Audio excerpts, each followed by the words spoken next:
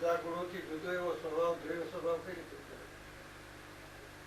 બધા ગુણોથી જુદો દ્રવ્ય સ્વભાવ. દ્રવ્ય પોતે શાશ્વત છે.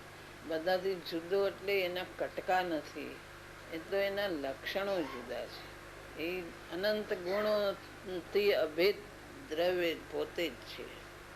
અનંત ગુણ પર્યાયથી બનેલો એક દ્રવ્ય છે. એ દ્રવ્ય કઈ જુદો કટકો નથી.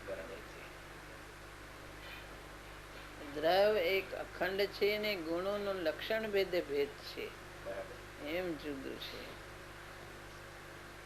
બનેલો એટલે કોઈ બનાવ્યું નથી. સ્વતઃ સિદ્ધ એક દ્રવ્ય પોતે જ્ઞાન રૂપે, દર્શન રૂપે, ચારિત્ર રૂપે પોતે એક દ્રવ્ય જ છે.